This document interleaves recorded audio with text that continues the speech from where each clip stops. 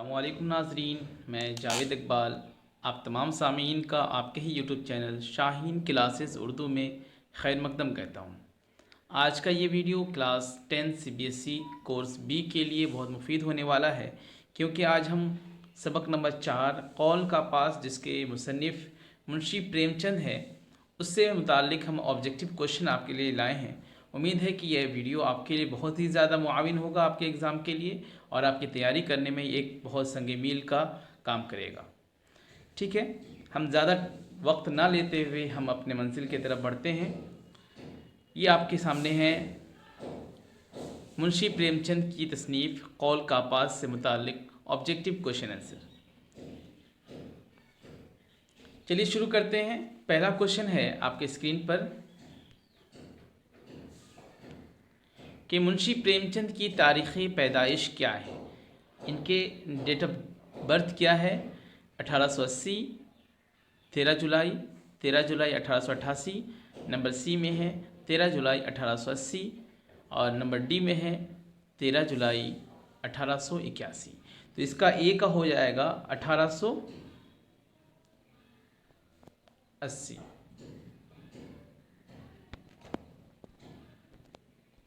चलते हैं next question की तरफ।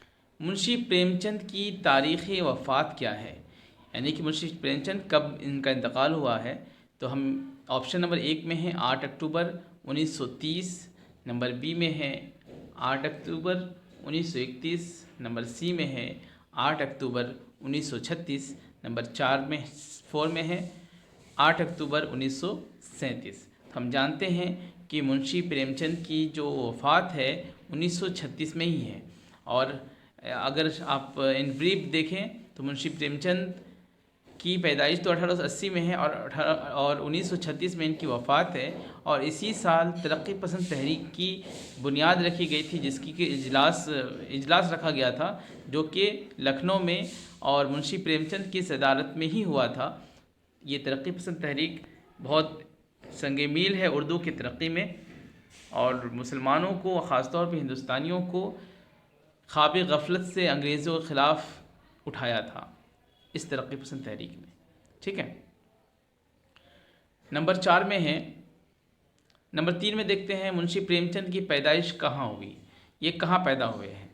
ठीक है, तो इसका आंसर हो जाएगा number A Lucknow, number B Patna, number C Punjab, number D Banaras. तो हम जानते हैं मुंशी प्रेमचंद की जो पैदाइश है ये बनारस के एक गांव लम्ही, कौन सी, लम्ही में इनकी पैदाइश हुई है। तो बनारस के गांव लम्ही में, तो बनारस इसका राइट आंसर हो जाएगा। नंबर 4 में है प्रेमचंद की इब्तिदाई तालीम कहाँ हुई, इनकी इब्तिदाई तालीम, बेसिक एजुकेशन इनको कहाँ मिला। तो नंबर ए में है गांव के स्कूल में, नंबर बी में है गांव के मंदिर में, नंबर सी में है गांव के मदरसे में, नंबर डी में है गांव के कॉलेज में। तो उस ज़माने में हिंदू, मुस्लिम, सिख, ईसाई सब एक साथ मिलकर रहते थे, और वहाँ पर बस नॉलेज हासिल करना होता था, वो चाहे जहाँ से भी उनको मिल जाए। तो इनकी जो इब्तिदाई तालीम हुई है, बुनियादी तालीम हुई है, वो एक गांव में, उनके गांव के एक मदरसे में इनकी इब्तिदाई तालीम हुई है। इसलिए वो अरबी तो नहीं, फ़ारसी और उर्दू बहुत अच्छी जानते थे। नंबर 5 में पूछा जा रहा है कि 1899 में मैट्रिक के बाद कौन सी मुलाजमत की इन्होंने, तलाश माश के लिए कौन सी मुलाजमत इन्होंने की। तो नंबर ए में है मिशन स्कूल में असिस्टेंट मास्टर की हैसियत से उन्होंने काम किया। नंबर बी में है मिशन स्कूल में प्रिंसिपल के ओहदे में काम किया। नंबर सी में है मिशन स्कूल के चपरासी का काम किया। नंबर डी में है मिशन स्कूल में ड्राइवर हो गए। क्या है, नंबर 5 का तो हो जाएगा आपका, वो असिस्टेंट मास्टर की हैसियत से उन्होंने काम किया था। तो 5 का हो जाएगा नंबर 1। आप लोग जो तैयारी कर रहे हैं, तो तैयारी करने का तरीका ये है, मेरा वीडियो देखने से पहले आप लोग ज़रूर अपने चैप्टर को एक बार पढ़ लें और एक बार जहन नशी कर लें अच्छे से, फिर आप मेरे वीडियो को देखें, और मेरे जवाब देने से पहले पहले आप अपने मन में इसका जवाब सोच लें और मिलाएं कि क्या आपकी तैयारी है उस तरह से, तो ये ज़्यादा मुआविन होगा। अगर आप देख भी रहे हैं मेरी वीडियो बाद में, तो आप लोग ज़रूर इसको अभी कुछ देर के लिए रोकें, पहले आप अपनी किताब उठाएं, उसको पढ़ें, स्टडी करें, अपने जहन में बैठा लें, फिर उसके बाद ये ऑब्जेक्टिव सॉल्व करें, तो आपके लिए बहुत ज़्यादा मुआविन होगा ये। ठीक है। क्वेश्चन नंबर 6 में है 1905 में कौन सी ज़िला में मुंशी प्रेमचंद का तकर्रुर हुआ। 1899 में तो वो असिस्टेंट मास्टर के हैसियत से मुलाजिम हुए, लेकिन 1905 में कौन से ज़िले में इन्होंने काम किया। नंबर 1 में है कानपुर, नंबर बी में है दिल्ली, नंबर सी में पंजाब, नंबर डी में है गुजरात। तो हम जानते हैं वो कानपुर चले गए थे 1905 में और वहाँ मुलाजमत की थी इन्होंने। नंबर 7 में है कि मुंशी प्रेमचंद की तहरीर का मौजू क्या था, यानी वो अक्सर बेशतर वो जो लिखते थे तो उनका लिखने का मौजू क्या हुआ करता था, वो किस टॉपिक पे अपना कलम को ज़्यादा उठाते थे। तो नंबर ए में है अमीरों की ज़िंदगी के मुतालिक वो ज़्यादा लिखते थे, नंबर बी में है शहरी ज़िंदगी के मुतालिक लिखते थे, या फिर नंबर सी देहाती ज़िंदगी के मसाइल पर लिखते थे, या नंबर डी अंग्रेज़ों की ज़िंदगी के मसाइल पर। तो हम जानते थे कि मुंशी प्रेमचंद एक गांव से इनका ताल्लुक़ था और गांव की जो परेशानियां हैं, दुश्वारियां हैं, मुसीबतें हैं, वो सबको वो देखते आए थे और यही टॉपिक, यही मौजू उनके कलम का भी मौजू बन गया, उनकी ज़िंदगी का मौजू बन गया। अक्सर व बेशतर ये जो लिखते थे किस पर लिखते थे, देहाती ज़िंदगी पर लिखते थे। और उनके जो अफसाने होते थे, उनके जो हीरो और कैरेक्टर होते थे, उनके भी नाम देहाती ज़िंदगी के ताल्लुक़ से होता था, जैसे कि गोबर, धनिया, इस तरह के उनके कैरेक्टर भी हुआ करते थे। क्वेश्चन नंबर 8 में है प्रेमचंद के अफसाने और नावल की तादाद क्या है। इन्होंने अफसाने और नावल भी लिखा है, आपके पूछा भी जा सकता है आपका, तो ज़रूर इसको देखें। प्रेमचंद के अफसाने और नावल की तादाद, नंबर 1 में है 1 दर्जन नावल और 300 से ज़ायद अफसाने, नंबर बी में है 1 दर्जन अफसाने और 300 से ज़ायद नावल, ये तो नहीं है।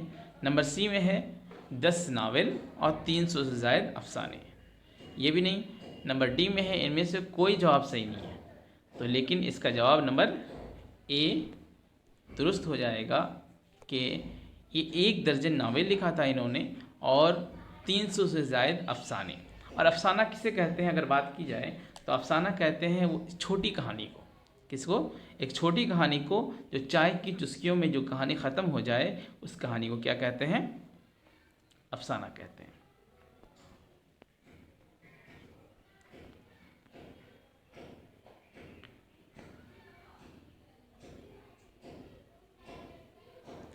क्वेश्चन नंबर 9 में है नरमला, बेवा, मैदान अमल, बाज़ार हुस्न, गौदान, इन सब तसानीफ़ के मुसन्निफ़ कौन हैं। तो आप नरमला, बेवा, मैदान अमल, बाज़ार हुस्न, गौदान ये सब जानते हैं, ये सब मशहूर तसानीफ़ है मुंशी प्रेमचंद की। तो इसका जवाब तो नंबर सी ही होना है। मुंशी प्रेमचंद ना इस्माइल है, ना ज़ौक़ है, ना गालिब हैं, तो इसका सही जवाब हो जाएगा मुंशी प्रेमचंद। क्वेश्चन नंबर 10 में है मदरसेल में कौल की जमा क्या होगी। कौल बात, कौल की जमा कौलें, नंबर ए, नंबर बी अक़वाल, नंबर सी अक़वालात, नंबर डी अक़वालें। तो हम जानते हैं कौल की जमा अक़वाल होती है। क्वेश्चन नंबर 10 का बी अक़वाल इसका सही जवाब है। नंबर 11 में है मुंशी प्रेमचंद की तसनीफ़ कौल का पास का मतलब क्या है। आपने जो कौल का पास पढ़ा है, क्योंकि क्वेश्चन आपका कहीं से भी आ सकता है, कुछ भी उठा के दे सकता है, तो मान लीजिए कि ये क्वेश्चन बन जाए कि कौल का पास का मतलब आप क्या समझते हैं, आपको ऑप्शन भी दिया रहेगा, लेकिन हम इसका देखिए कॉन्सेप्ट आपका क्लियर हो जाना चाहिए। वहाँ पर अल्फाज के बदल जाने से आपका जहन नहीं बदलना चाहिए, कॉन्सेप्ट आपका क्लियर होना चाहिए। कौल के माने होता है बात, हाँ, पास माने होता है लिहाज करना, माने बात का लिहाज करना, यानी हमने जो बोला है उसका उस पर जमे रहना, अड़े रहना और उसको मुकम्मल करना, ये है कौल का पास का मतलब। कौल के माने हो गया वादा भी कह लीजिए इसको, वादे पर जमे रहना यानी वादे को पूरा करना। नंबर ए में देखते हैं क्वेश्चन नंबर 11 का कि वादा खिलाफ़ी करना कौल का पास का मतलब है, बिल्कुल नहीं। वादा वफ़ा करना, देखिए हमने वादा वफ़ा करना लिखा है, थोड़ा सा आसान भी लगता है, अच्छा भी लगता है। वफ़ा के माने होता है पूरा करना, है ना, वादा वफ़ा करना, वादा को पूरा करना, ये हमको लगता है बिल्कुल सही जवाब होगा। नंबर सी में है वादा नज़रअंदाज करना, ये तो हो ही नहीं सकता, वादा करने वाला फ़ाइल ये भी नहीं होगा, तो इसका सही जवाब क्या हो जाएगा? पी, वादा वफा करना। क्वेश्चन नंबर 12 में है, अकबर किस पर फौज कशी करके फतह हासिल करना चाहता था? फौज कशी करना माने होता है अटैक करना, हमला करना, ठीक है। तो अकबर किस पर फौज कशी करना चाहता था? नंबर 1 इब्राहिम लोधी पर, नहीं। इब्राहिम सानी पर, नहीं। नंबर सी राजपूताना पर, या नंबर डी मराठा पर।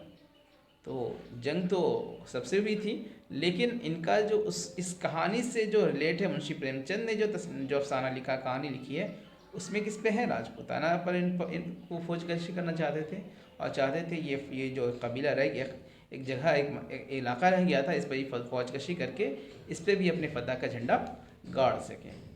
क्वेश्चन नंबर 13 में देखिए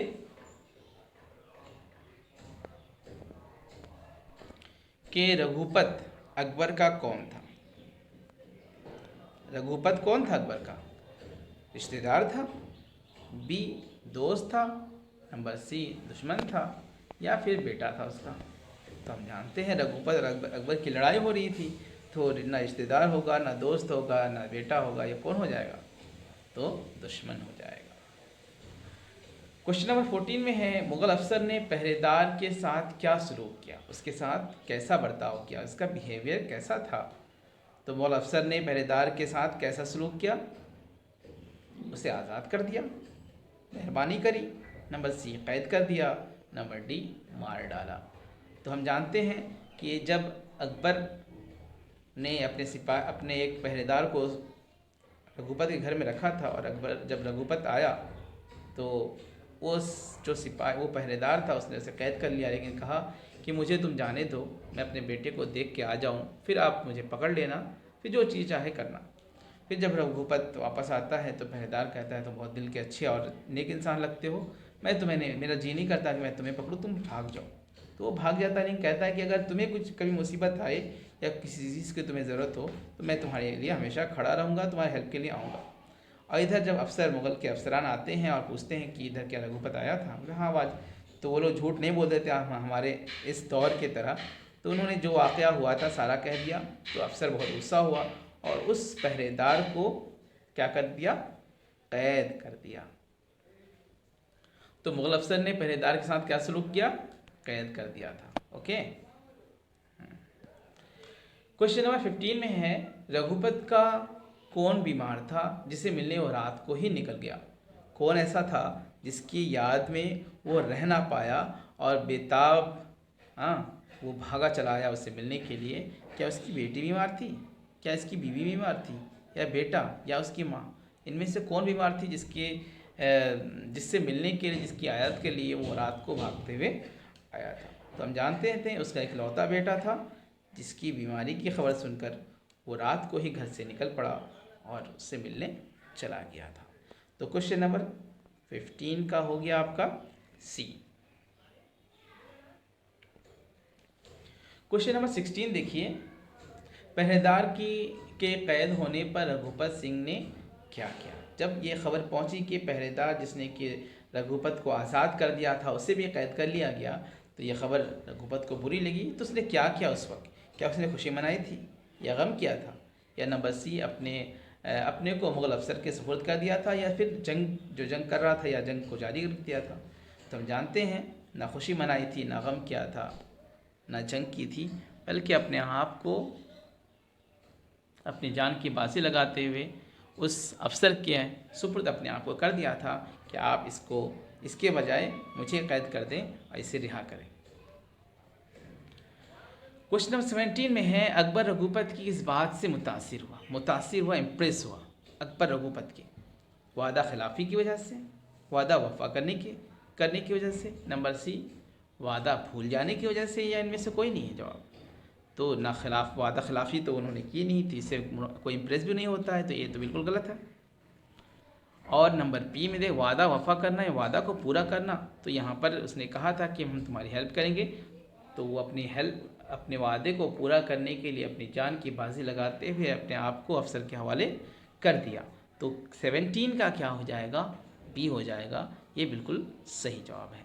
और एक बार फिर मैं लास्ट में कहूँगा आपसे कि ज़रूर आप लोग आपके यूट्यूब चैनल को ज़रूर सब्सक्राइब करें, लाइक करें, शेयर करें, और जिन लोगों को भी ये नोट्स चाहिए हो वो ज़रूर मुझसे रब्ता कायम करें। और मेरा नंबर आपके पास है 9534378817, ये कटिहार का ये नंबर है। और आप लोग ज़रूर ज़रूर आपके जो भी दोस्त हैं उन तक ये वीडियो ज़रूर पहुंचाइए। आप एक सदक़ा जारिया का एक हिस्सा बने। आपकी तैयारी तो हो रही है, लेकिन आपके जो दोस्त अहबाब हैं उनकी भी तैयारी आपके सदक़े से हो सके। चलिए, क्वेश्चन नंबर 18 में है, अकबर ने रघुपत का दिल किस तरह जीता? दुश्मनी निभाकर, कैद करके, माफ़ करके, या इनमें से कोई नहीं? तो 18 का हो जाएगा नंबर सी, माफ़ करके। अकबर ने रघुपत को माफ़ किया, उस पहरेदार को माफ़ किया। इस खुशी से क्या रघुपत क्या किया, अपने आप को उसके हवाले कर दिया। कहा कि जिस रघुपत को आप अपनी इतनी बड़ी फ़ौज लेकर आप हरा ना पाए, आज आपने अपने माफ़ी दरियादिली दिखा करके आपने उसे जीत लिया। अब ये तलवार आपके लिए कभी खड़ा नहीं होगा आपके मुखालफत में, ये कहा था। क्वेश्चन नंबर 19 में है, रघुपत किस ख़ानदान से ताल्लुक़ रखता है? क्या मुग़ल, या चिराग वंश, राजपूत, या चंगेज़ खान? तो ये राजपूत ख़ानदान से ये रघुपत ताल्लुक़ रखता है। और अकबर तो आपको पता ही है, मुग़ल हुक्मरान थे, और मुग़ल हुकूमत से इनकी और मुग़ल ख़ानदान से इनका ताल्लुक़ था। नंबर 20 में है, अफसर की जमा क्या होगी? अफसरें, नंबर बी अफसरान, नंबर सी अफासिर, नंबर डी अफसर। तो अफसर तो जमा है, तो इसका सही जवाब हो जाएगा आपका नंबर बी, अफसरान। नंबर 21 में है, फ़तह की ज़िद क्या होगी? फ़तह की ज़िद माने उल्टा, शिकस्त, जीत, जंग, इनमें से कोई नहीं। तो फ़तह की ज़िद होती है शिकस्त। तो 21 का क्या हो जाएगा? ए हो जाएगा। नंबर 22 में है, मदद की जमा क्या होगी? मदद, या अल्लाह मदद कहते हैं हम लोग। मदद की जमा क्या होगी? नंबर ए है मदें, नंबर बी है इमदाद, नंबर सी है मदाद, इनमें से कोई नहीं। तो नंबर बी में देखिए इमदाद लिखा है, तो क्वेश्चन नंबर 22 का आपका राइट जवाब हो जाएगा इमदाद।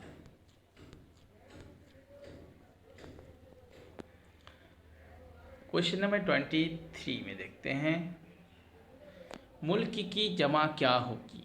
मुल्क, मुल्क मेरा देश, तो मुल्क की जमा मुल्कें नहीं, इमलाक नहीं, ममालिक।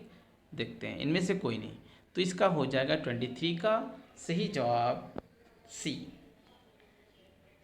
ममालिक। ओके।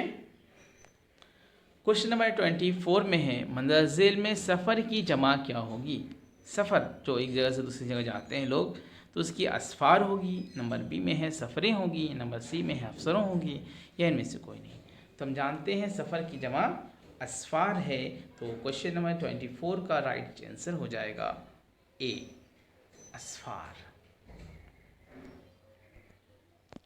क्वेश्चन नंबर 25 में है, मंजिल में फ़ौज की अफवाज की वाहिद क्या होगी? अफवाज जमा है, और इसका आपको पता ही हो गया होगा, फ़ौज इसका वाहिद है, तो इसका आंसर आपका सी हो जाएगा, फ़ौज की जमा अफवाज। मंजिल में तदाबीर की वाहिद क्या होगी? तदाबीर लफ्ज़ जो जमा है, इसका वाहिद हो जाएगा तदबीर, इसका जो कि बी नंबर सही है। बाकी ना तदबीरें हैं, ना तदबीरों हैं, ना इनमें से कोई, ना ए है, ना सी है, ना डी है, बल्कि इसका आंसर बी है। फिर ये मेरा नंबर है फॉर नोट्स, आप लोग व्हाट्सएप में कांटेक्ट करें जिनको भी चाहिए हो, और अपने दोस्तों तक भी ये ज़रूर वीडियो पहुंचाएं। ऑब्जेक्टिव क्योंकि मार्केट में है नहीं, आपके ज़रिए, आपके सदक़े से आपके दोस्त को भला हो जाएगा। मंजिल में बादशाह का मुअन्नस क्या होगा? ठीक है, बादशाही, बादशाही, बेगम, इनमें से कोई नहीं। बादशाह का बेगम होगा, या अगर मलिका लिखा रहता तो मलिका भी हो सकता है।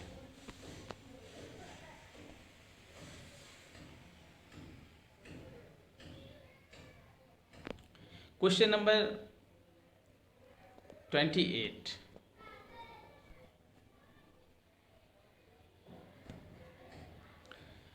घोड़ा का मुअन्नस क्या होगा? जानते हैं घोड़ा का घोड़ी, ना घोड़नी ना घोड़ा, ना इनमें से कोई नहीं, BCD नहीं होगा बल्कि एक ही होगा, घोड़ा का घोड़ी। नंबर 29 में है मुंतसिल में बहादुर का ज़िद क्या होगा? बहादुर, शेर, बादशाह, इनमें से कोई नहीं, डरपोक। तो 29 का आपका डी हो जाएगा, डरपोक। बहादुर क्या हो जाएगा? डरपोक हो जाएगा। नंबर 30 पे है वो कलिमा जिससे किसी ख़ास शख्स, जगह या चीज़ का नाम मालूम हो, किसी ख़ास, तो इसमें ख़ास कहलाएगा, ठीक है, इसमें ख़ास कहलाएगा। उसी तरह वो कलिमा जिससे किसी आम शख्स, जगह या चीज़ का नाम मालूम हो, तो उसको इसमें आम कहेंगे। बहुत आसान है ये, इसमें आम कहेंगे। आज का ये वीडियो 31 आंसर तक ही था, क्वेश्चन आंसर तक ही था। ये आपका ऑब्जेक्टिव हो गया। आप लोग ज़रूर इसकी तैयारी करें, बार बार ये वीडियो देखें और बहुत अच्छे से जहन नशी कर लें इसके सारे ऑब्जेक्टिव्स को, और अपने दोस्तों तक ये वीडियो पहुंचाएं और सदका जारिया का हिस्सा बने।